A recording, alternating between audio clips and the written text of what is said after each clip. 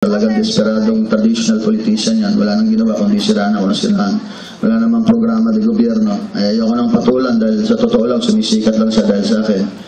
Kung ginawa ko yung pelikulang Asyong Salonga, balita ko yung kalaban ko gagawa daw ng pelikula Asyong Aksaya, Haring Asfalto. Dahil walang ginawa kundi mag-asfalto ng kalye dito sa 4th District kahit hindi kailangan. At napakarami niyang programa at proyekto na hindi tapos. White Elephant, makuha lang ang kanyang komisyon. Nakita niyo naman yung overpass dyan sa Pagsawitan.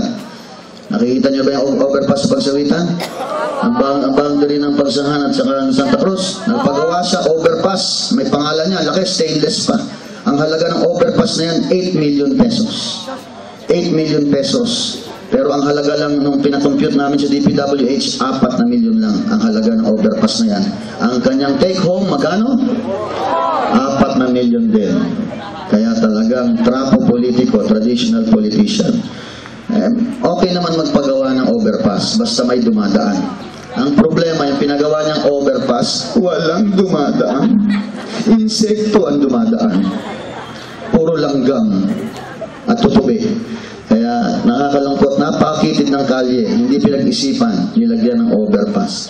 Tapos nagpagawa pa ng isang tulay, 100 million, Santisima. At isang pang tulay, 65 million. Parehong tulay hindi tapos. Isang 100 million, 65 million tulay hindi tapos. Dahil walang karugsong na kalye. Bridge to nowhere, makuha lang ang kanyang komisyon.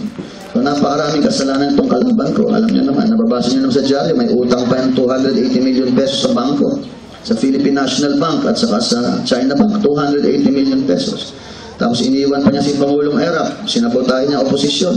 Inisponsor niya ang 3 pahina na Pulido complaint.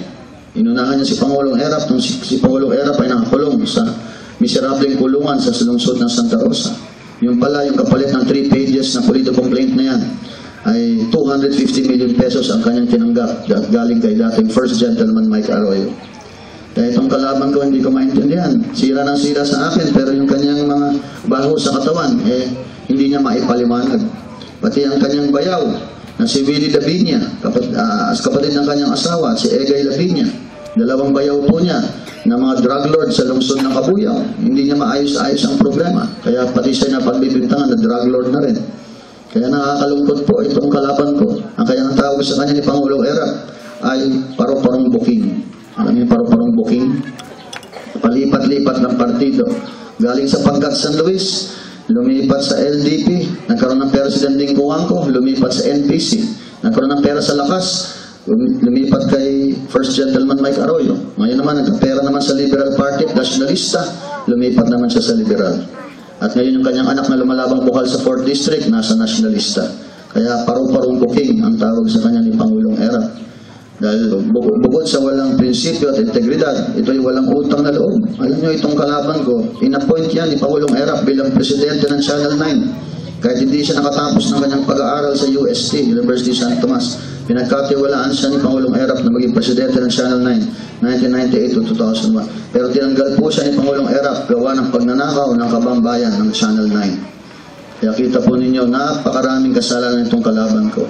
Lalo sa akin, napakarami niyang kasalanan dahil araw-araw, gabi-gabi hanggang madaling araw, wala na siyang ginawa kundi sirain ako ng sirain.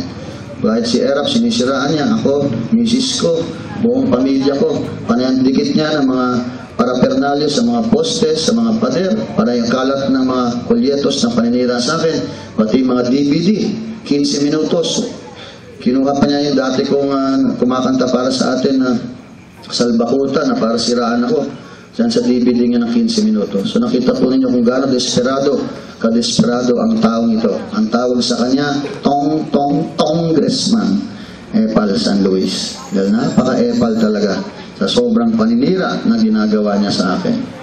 Desperado po itong kalaban ko dahil sa lahat ng survey na lumabas, SWS, Pulse Asia, survey ng DILG, survey po ng Iglesia ni Cristo, ang nakuha po ng inyong Governor E.R. Ejercito ay 75 to 80%. Pero masama po loob ko dahil itong kalaban ko na si Congressman Epal San Luis nakakuha pa ng 25 to 30%. Wala naman siyang ginagawa, wala naman na itanim na mabuti dito sa lalawigan ng Laguna. Ang kanyang tatay meron pero itong anak wala po. 6 na taong congressman, pero laging absent sa Kongreso ang kanyang Committee on Silence. Wala yung naipasang na isang batas na maayos na batas para sa mga taga 4th District ng lalawigan ng Laguna.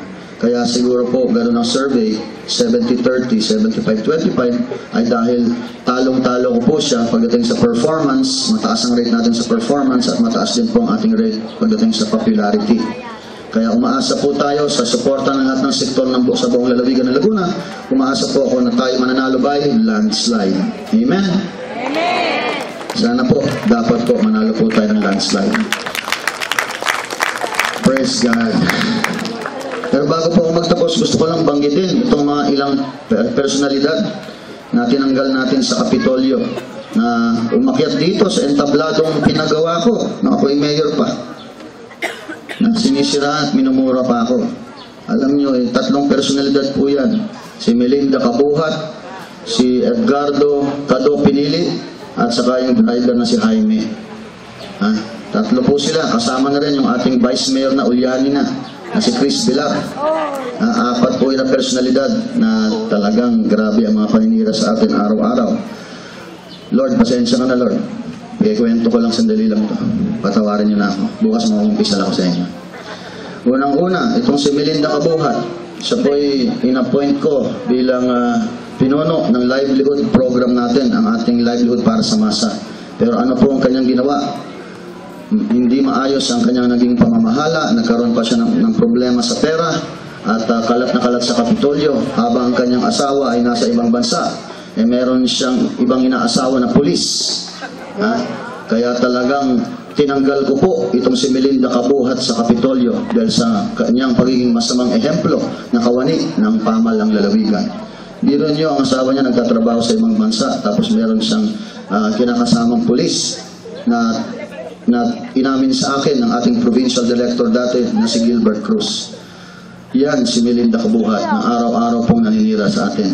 Pangalawa, itong si Edgardo Cado Pinili. Hindi ko maintindihan kung paano siya nahalal bilang presidente ng Pajoda o yung samahan ng mga jeepney drivers dito sa bayan ng Pagsangan. Yan po ay dating alalay natin sa Kapitolyo, pero tinanggal po natin yan dahil sumisweldo kinsenas katapusan. Galit na galit pa tuwing kukuha ng sweldo. Alam niyo naman sa gobyerno, minsan na-delay ng 1 week, 2 weeks ang sweldo. Galit na galit pa pag hindi nakukuha ang sweldo sa oras. Samantalang napakarami niyang absent sa Kapitolyo, sa kanyang pagtatrabaho at lagi pang tulog sa oras ng trabaho.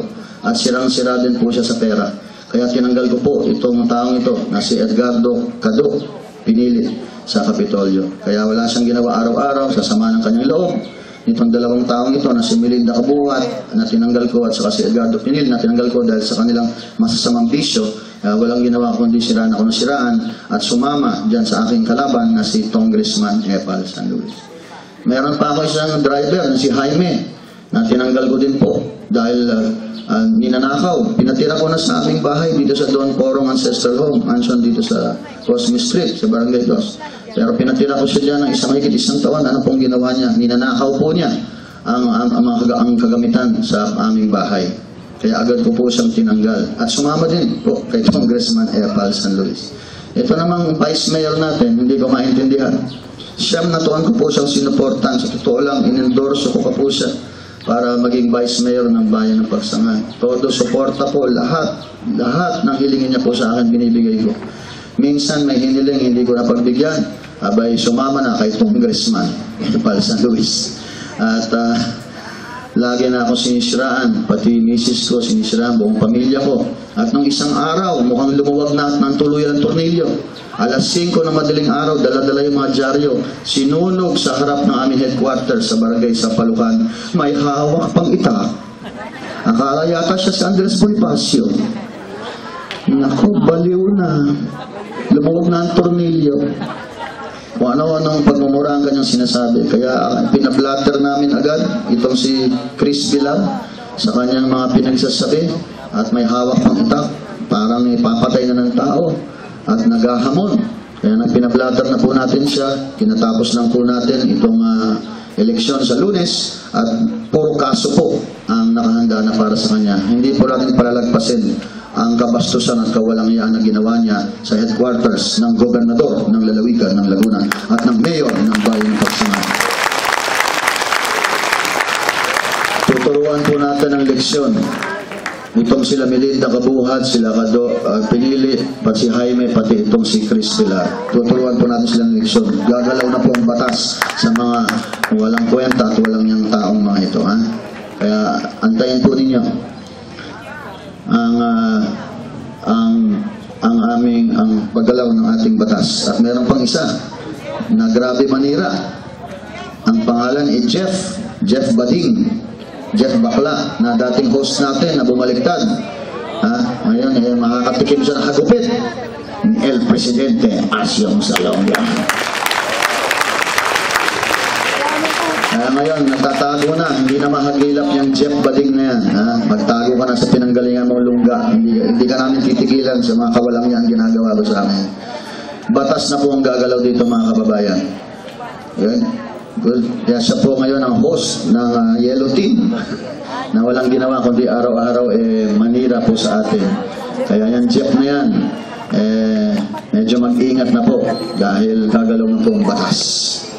Masalamat sa ating dating SK President na ngayon po ay nanahalal po bilang bukal board member ng Sangguniang Kabataan Federation.